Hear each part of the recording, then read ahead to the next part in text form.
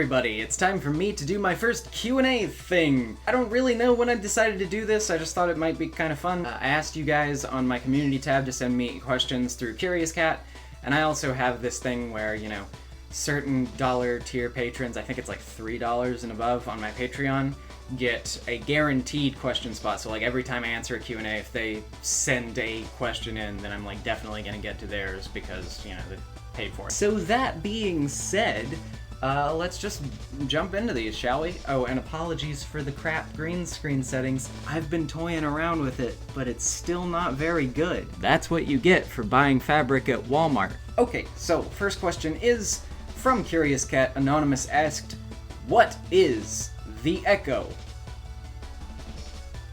I mean, I don't really hear much of an echo in here. I mean, it's not like the most closed-in space, but it's also not the largest space. This one is kind of long. Anonymous asked, Shin Megami Tensei 3, Nocturne, and Homestuck have some core things in common, like the creation of a universe and the exploration of self. But my question is, if the 8 human kids were part of the universal rebirth cycle, who would be the winner of the game? Well, that's an interesting question, one supplemented very greatly by the fact that I have not played Shin Megami Tensei 3. Where's my phone at? Let me do some research real quick.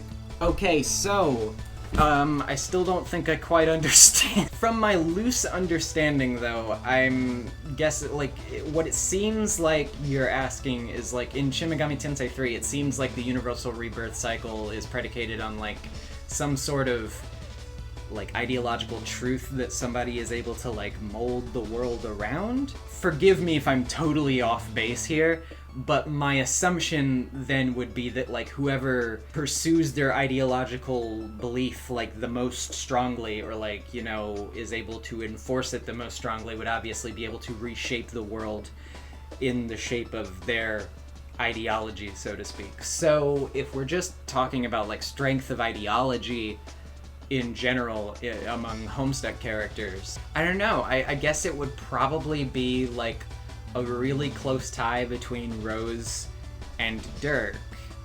Not sure which one would win out. I'm tempted to say Dirk, but that might just be my epilogue eye talking, but probably one of the two. Anonymous asked, of course my question would be too late to be considered. You'd be wrong about that. You got a busy schedule. You'd also be... Well, okay, you're not entirely wrong about that. I'm just also kind of lazy, too. And my concept of time is, strangely enough, missing.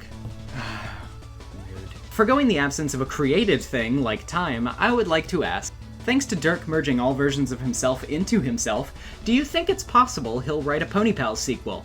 Also, would the ultimate self be above death, or is it possible to still kill him even if he can escape his immortal form? That is an interesting two-part question. The first part is a little bit easier to process, in my opinion. So do I think it's possible he'll write a Pony Pals sequel? I mean, I can't see why not. I mean, I definitely think if he really decided he wanted to, Dirk could totally write a Pony Pals sequel. But on the other hand, I find it kind of unlikely because he seems to be a little busy with, like, that ultimate spur obsession thing and the whole, like, putting robots together thing, and he seems to be very concerned about his pants. So my assumption right now is that Dirk probably is a little bit too busy to write a Pony Pals sequel at the moment.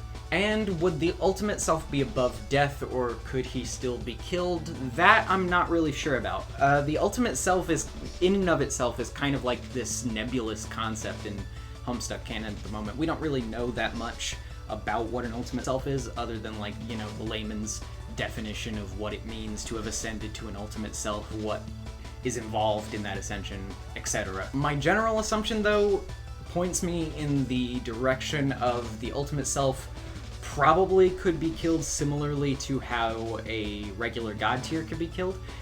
I think maybe there would just be, maybe it would just be a lot harder, but the requirements would be the same.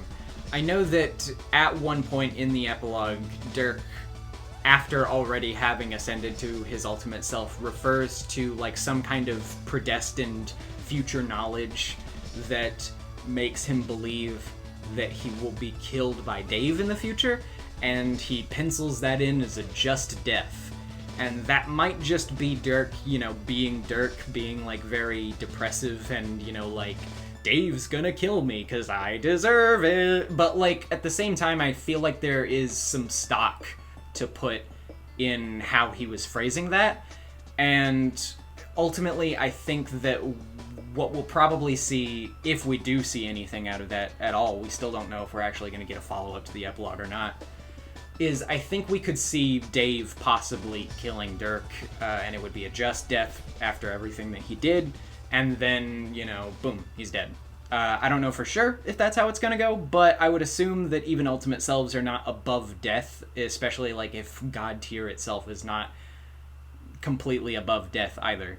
Anonymous asked, what is your favorite show opening song? That is a really tough one. There are a lot of shows that I really like, and oh god, now I'm just like perusing my brain trying to think like what are the show opening songs that I really love, and it's I mean, because there are so many songs that I like from shows for like different reasons. So maybe I should just operate on, like, the catchy principle, you know? Like, something that just slaps real hard, you know? Not something that, like, appeals very thematically to me with the show necessarily, but just something that slaps. So, if we're operating on the slap principle, that's still a really vast pool of options. Okay, you know what? Let's just go with my current favorite. Right now, I'm thinking 99.9 by Mob Choir from Mob Psycho 100 Season 2. That song is awesome. And I didn't say Grey by Sajin Ohana because that's an ending theme, so I was excused from that one. Patron Gigs asks, as far as YouTube goes, who were and/or continue to be some of your biggest influences and inspirations? Oh god, I mean, a lot for a lot of different things, to be honest. In terms of like comedic timing and skit comedy type stuff, I really like Kanjin, obviously. I mean, I've made 2 videos on this channel already about Kanjin, so that's probably like kind of a no-brainer. I've always really admired the work, animation-wise, of the Sonic Paradox team, which I have been fortunate enough to work with several times throughout the past few years. That's not entirely a plug, it's just partly a plug. And video editing work-wise, I also really admire the work of Reputable Dubbing Pictures, which is another person that I work with. I voice in that Sonic X Bridge series that we have on there. That was much more of a blatant plug. Really admire the editing and kind of like camera and shot work, and tonal work too, of a lot of the Slenderverse YouTube creators that like make those Slenderman ARG type things. Obviously Marble Hornets is like the big one that everybody knows. I was really inspired by Marble Hornets back in the day. My favorite throughout the years has been Everyman Hybrid, which ended recently. That one is excellent. I really love the story crafting in that. And the special effects work in Tribe 12 is phenomenal. A+, chef kiss. In terms of just cool editing stuff, I really enjoy other ARG type series like Cat Ghost and Pets Cop. Obviously, I get a lot of this stuff from Nightmind, by the way. Definitely influenced my narrative style to some extent, and Nightmind's great also. And in terms of video essayists that I kind of took inspiration from, because obviously that's kind of the bread and butter of my channel to some extent. I've always really enjoyed Super Eye Patch Wolf. He's great, he's very well spoken. He makes me care about like stuff that I don't even care about. I'll just watch a video that he makes, even if it's something entirely unrelated to my usual interests, just because he's like so good at actually drawing me in and getting me to care about something. So I would definitely recommend Eye Patch Wolf's videos. I really love H-Bomber Guy. He makes really awesome content as well. And lastly, I've always really enjoyed the works review-wise, like if we're talking about, you know, reviewers on this platform, because that's kind of like the kick-up of a lot of creative inspirations on YouTube.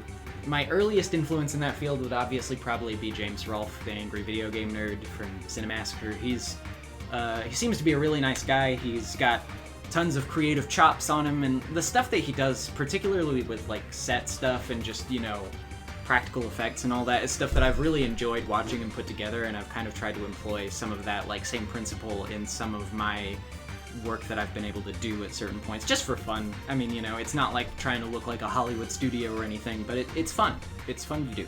Secondly would be Some Call Me Johnny. John's a really nice guy. His reviews are very good, very in-depth, and like he's always very honest and on point and like factual. But he also has a sense of humor to his reviews that I think really carries through all the time, and that is just really enjoyable to watch. And finally, in terms of comedic reviewers, outright, I really enjoy Cat Icarus. I've been watching Catty for years now, and he's gotten a lot better over the years. Like, his old videos, I know he like looks back at those and cringes a bit.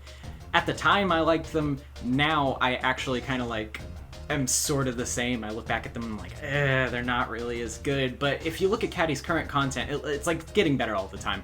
He really makes excellent content, and he always makes me happy when I don't feel so happy by like watching one of his videos. So, you know, shout out to Catty, you who has way more subscribers than me, but oh look, I gave you a boost. That's so helpful. Patron Mordecai asks, what's your album 3x3 look like? Favorite albums, but not in order except for the album art in a 3x3 grid.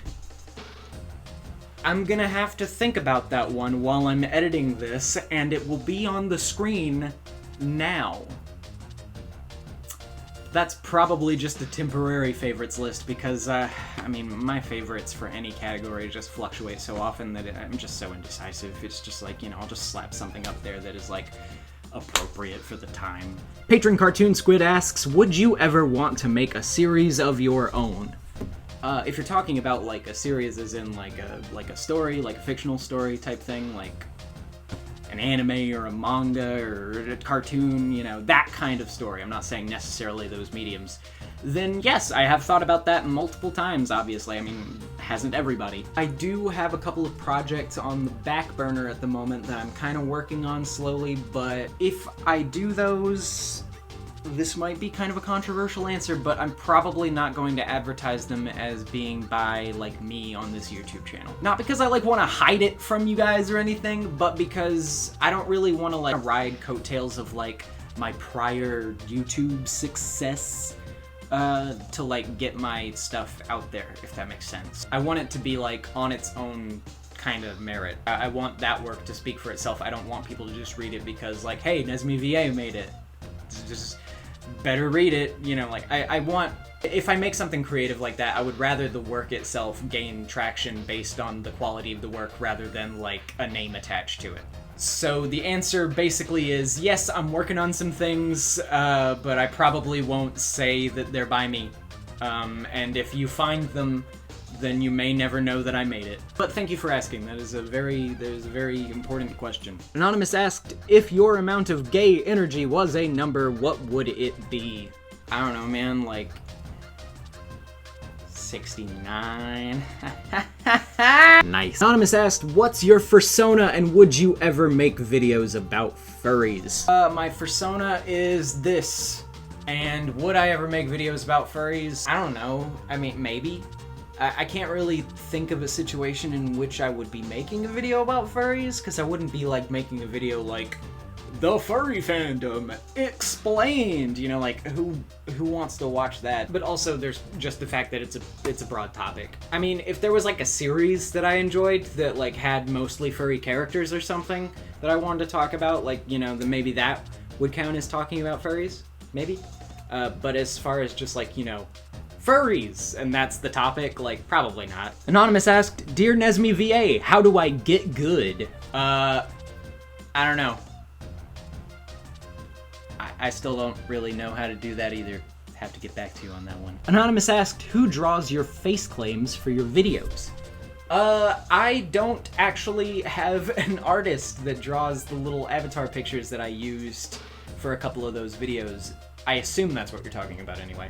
Those were actually generated using a little doll maker thing called Pit Crew, and, like, there are multiple different pit crews that people make.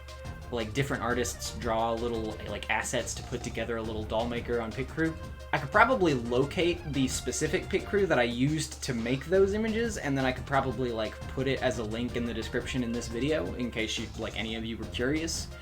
But it might take me a little while to like find that link again, because there's so many pit crews, man. There's just so many of them. But I mean, once I locate it, I'll put it in the description below, and you'll be able to, you know, use it yourself.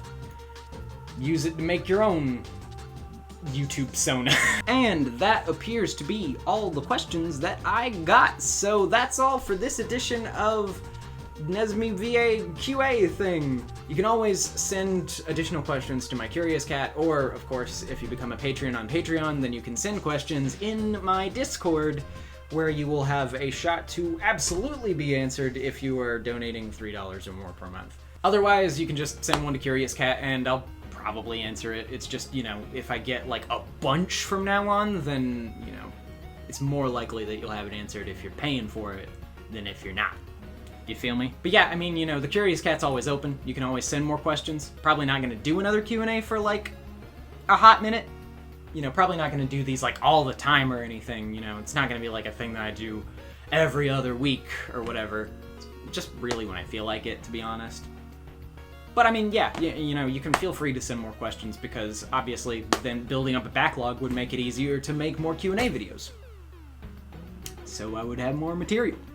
It's kind of how it works. But anyway, thank you for tuning in to this first Q&A video. I'm NezumiVA. I hope you enjoyed my answers to your questions, and please get me out of here. It's cold. Hi, thanks for watching my video. My patrons are listed up here, like they usually are, probably. And no, that's the wrong direction. Over here is probably another one of my videos or something that you can watch. It'd be cool if you did, because I need more views. Please. I need money to support my family. My family that I definitely have. I can't get out of this invisible box!